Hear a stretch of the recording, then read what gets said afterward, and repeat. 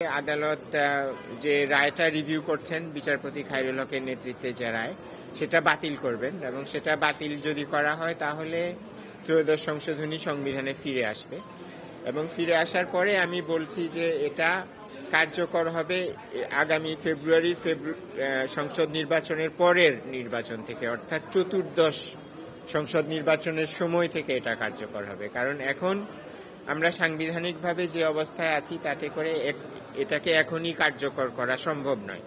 যদিও রায়ের মাধ্যমে ত্রয়োদশ সংশোধনী তত্ত্বাবধায়ক ব্যবস্থা সংবিধানে ফিরে আসে, তারপরেও এখনই ওই পদ্ধতিতে একটা তত্ত্বাবধায়ক সরকার গঠন করা সম্ভব নয় এবং আইনগতভাবেও এটা সম্ভব নয়। কারণ গঠন করতে হয় তত্ত্বাবধায়ক সরকার সংসদ ভেঙে দেওয়ার 15 দিনের মধ্যে।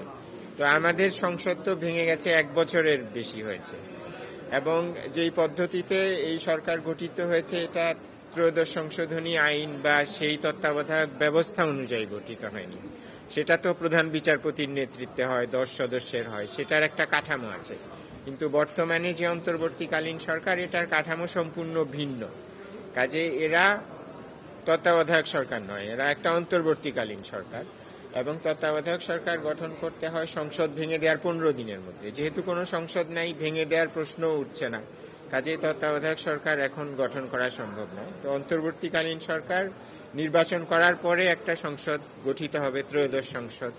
সেই সংসদ যখন ভেঙে যাবে তখন এটা কার্যকর হবে। তো আমি বলছি যে কনফিউশন এড়ানোর জন্যে আদালত এই বিষয়টা পর্যবেক্ষণ দিয়ে পরিষ্কার করে দিতে পারেন, না হলে দেখা যাবে আদালতের রায়ের বিভিন্ন রকম ব্যাখ্যা হচ্ছে, যার ফলে এক ধরনের অস্থিরতা তৈরি হতে পারে। কাজেই রায়ে আদালত ব্যাখ্যা না দিলেও রায়ের ব্যাখ্যা এটাই দাঁড়ায়, কিন্তু তারপরেও এই অনিশ্চয়তা, অস্থিরতা অ্যাভয়েড করার জন্য এই ব্যাখ্যাটা আদালত দিয়ে দিতে পারেন, এটা আমি বলেছি।